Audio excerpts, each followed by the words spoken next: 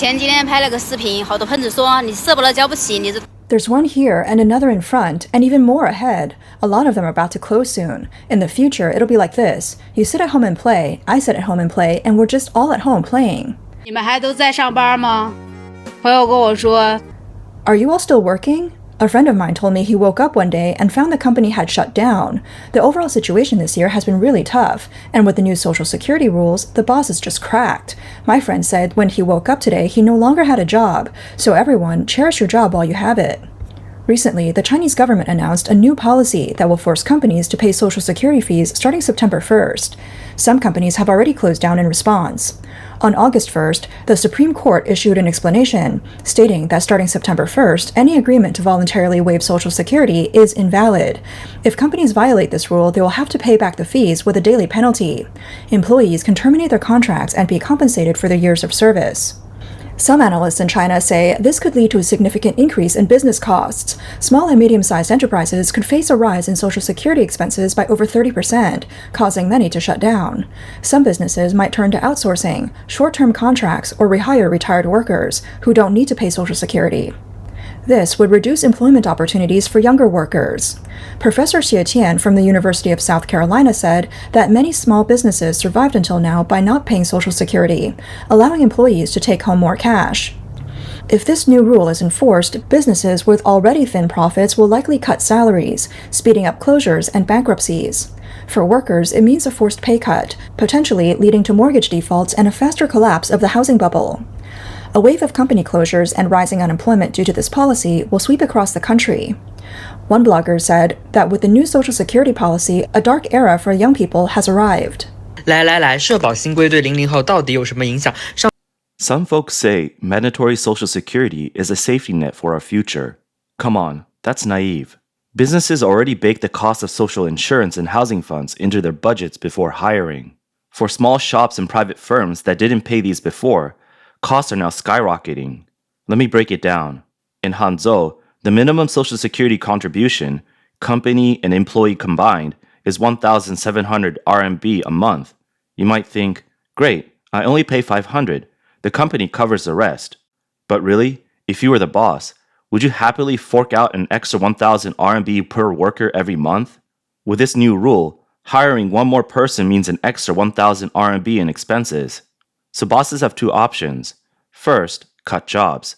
Instead of hiring 5 people, they hire 4, using the savings to cover Social Security for the rest. Or they slash wages. Take 1,000 RMB from your paycheck for the company's share, plus you still owe 500 RMB. So your 5,000 RMB salary, it's now 3,500. Don't like it? There's the door. I'm not stirring up fear here, but once this rule hit, tons of businesses and small shops started laying people off left and right. Why does the policy kick in on September 1st? The 1-month gap from August 1st gives companies time to restructure. Soon, you'll see job posting drop from 5,000 RMB to 3,500, with Social Security tacked on. Many people have already started taking action. On August 4th, an electronics factory in Huizhou announced it would shut down on August 31st. On August 7th, a blogger from Guangdong posted a video saying they were officially unemployed, as the company had closed down. Many netizens commented, saying, with the new Social Security policy, the bosses are quitting early, before September 1st. Many people might go crazy this year. One blogger believes that the new Social Security policy is part of a larger game. Do you still think our relationship with Social Security is just about collecting and paying money? No, it's already become a game between ordinary people like us and those who are invisible, untouchable, yet always taking the meat from our plates. We're like blindfolded donkeys being led around in circles. We were told that as long as we work for 15 years, we'll have food when we're old. But now, not only do we worry about not having food when we're old, we also fear that the grain we worked so hard to produce has already been pocketed by someone else. The money we pay now is being used to pay pensions to today's elderly. That's called a pay-as-you-go system. But why can some people who have never paid their full share comfortably receive high pensions? Meanwhile, we, the contributors, have to bear the heavy burden of daily life and worry about uncertain future pensions. With the birth rate declining and fewer people paying in, when we get old, who will take care of us? Who can explain this to us? Another blogger analyzed that after the new Social Security policy was introduced, the groups most affected can be roughly divided into a few categories. The first is small businesses and individual businesses. For example, a micro company in Chengdu with an average monthly salary of 4,510 RMB and just 6 employees will see its Social Security costs rise to about 1,100 RMB per person each month, increasing overall labor costs by nearly 30%. In Shanghai, a small restaurant with just 7 employees will have to pay a staggering 224,000 RMB per year in Social Security fees, which is more than 40% of their annual profits. Another situation involves hiring workers over the age of 60, such as retirees who are rehired. This new policy requires companies to purchase additional accident insurance with a coverage of at least 500,000 RMB for these workers. If the company fails to do so and there's a workplace injury, they'll have to pay full compensation, plus a 20% wage fine. This is a huge risk and cost burden for small businesses. Additionally, low-income, unstable workers are also impacted. According to regulations, individuals are required to contribute 8 to 10% of their salary towards Social Security, which will directly reduce their take-home pay. This is especially detrimental to groups already struggling to make ends meet. The blogger emphasized that this policy will likely force companies to downsize, lay off workers, reduce hiring, or even shut down, especially in industries like restaurants, textiles, and low-end manufacturing, which already have slim profits. Small and medium-sized enterprises are like the capillaries of China's economy. While small in size, they play a critical role in the overall economy. The blogger quoted data showing that there were over 81 million small and micro businesses and individual businesses in China, making up 96.5% of all business entities. These businesses contribute over 80% to the country's employment and absorb more than 90% of the newly added workforce. These companies are the true core force supporting China's economy. Professor Xie stated that the Chinese government's enforcement of mandatory Social Security is mainly due to the insufficiency of the Social Security Fund. He believes that the fund has reached a point where it can't even pay for the pensions of current retirees. He says, the shortfall has reached such a critical level that they have no choice but to find ways to increase Social Security revenue. But it may already be too late, and the Chinese government will likely have to cut the wages of retirees to plug this gap. China expert Wang He also pointed out that the Chinese government's move to mandate Social Security payments is a sign of the crisis facing the Social Security system. He explained that the Social Security Fund in China began to run a deficit as early as 2013, and it has only kept operating due to large government subsidies. Now the situation has worsened as the economy is struggling, and many people have stopped contributing to Social Security, leading the deficit to keep growing. The authorities need more people to contribute money to sustain the system. According to the 2023 fiscal report released by China's Ministry of Finance, the national government provided a subsidy of 2.4 trillion RMB to the Social Security Fund in 2023, indicating a severe shortfall in the fund, which is entirely dependent on large fiscal subsidies. This is not the only subsidy. The government also spent a huge amount on pensions for retired public employees, with an expenditure of 1.5 trillion RMB in 2023. According to the National Statistical Yearbook, the number of retired public employees reached 22 million in 2023, with each receiving an average subsidy of 67,600 RMB. This amount surpasses the salary of most people in China. In addition to this subsidy, these retired workers also receive their pensions. These 22 million retired civil servants each receive around 100,000 RMB per year in total. And the 1.5 trillion RMB subsidy for retired public employees, the total reaches 3.9 trillion RMB, which accounts for 18.1% of the year's public budget revenue. This has already put an unbearable strain on China's finances. Official Chinese budget data shows that while Social Security Fund revenue is expected to grow by 5.2% in 2024, expenditure will only increase by 7%, causing a cash flow deficit for the first time in 6 years. An important reason for the shortfall in China's Social Security Fund is the misappropriation of funds by local governments. On June 26, 2025, a report from the Chinese National Audit Office revealed that local governments in 13 provinces openly took 40.6 billion RMB from pension funds to cover local debts, pay salaries, and ensure the government's operations.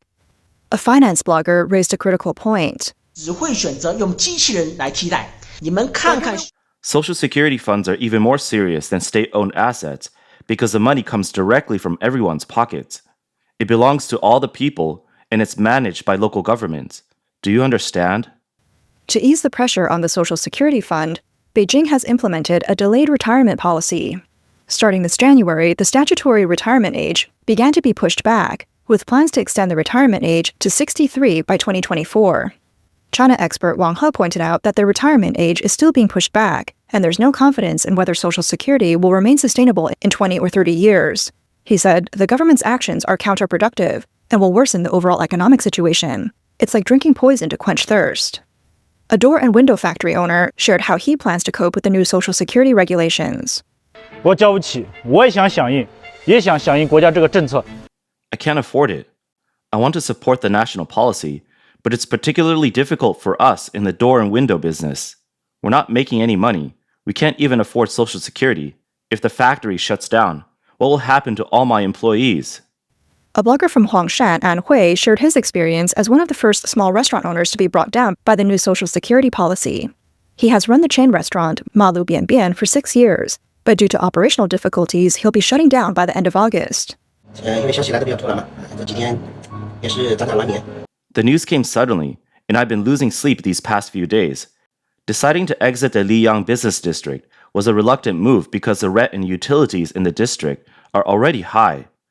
On top of that, the new Social Security rules suddenly added an extra 15,000 to 16,000 RMB in costs. Now, we can't keep going. On August 7th, under a news article about the government's efforts to stabilize employment, 2 million netizens collectively demanded a full refund of their Social Security payments.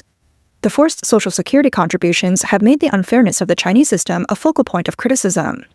Recently, some netizens filmed elderly people dancing in the square on their way home from work, saying, "I see my Social Security dancing after work. It's so upsetting." This comment sparked widespread sympathy, with many people commenting, "Maybe I should cancel my Social Security this year and save the money myself." A finance blogger shared his thoughts. 究竟是你们需要社保，还是社保需要拿你们来？ Is it you who need Social Security, or Social Security that's using you to plug its holes? Think your contributions are securing your retirement? That the more you pay now, the more you'll get later? Dead wrong. The cash you're forking over today is funding current retirees' vacations, not your future. No matter how much you chip in now, it won't boost your payout down the line. Worse, when it's your turn to retire, you might end up with zilch.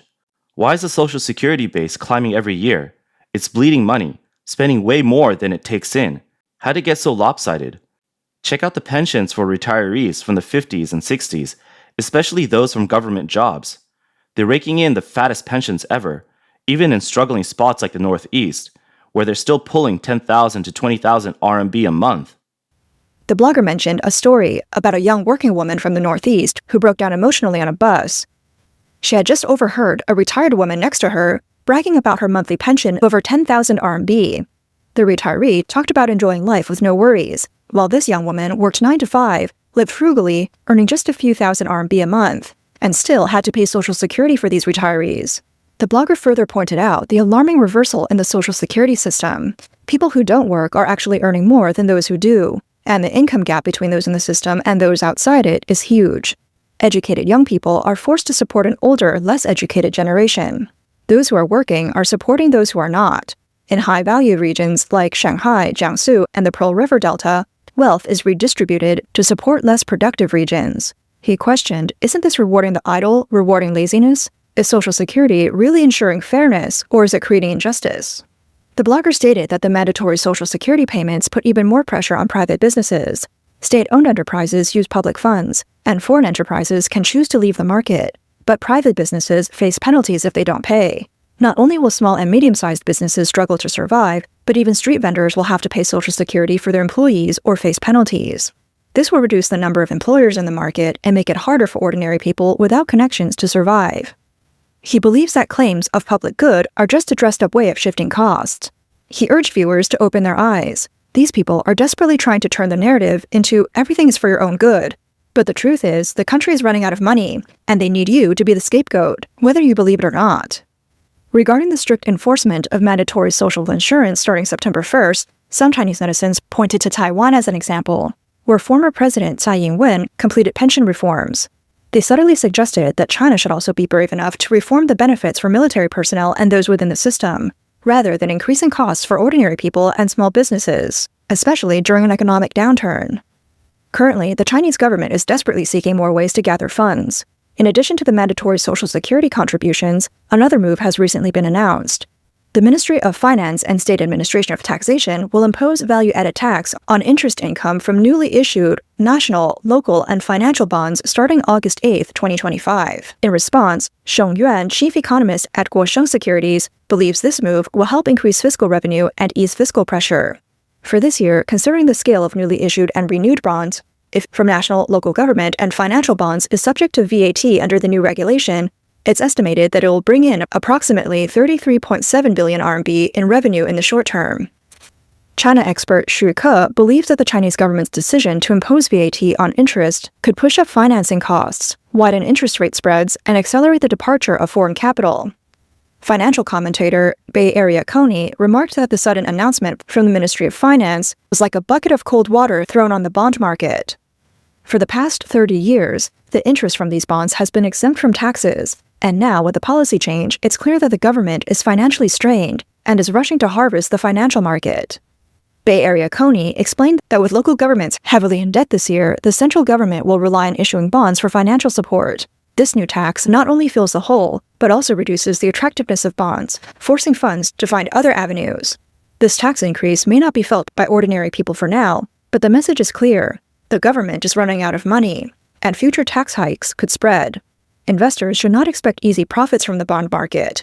Cash flow and gold are safer, and high-risk financial stocks should be avoided.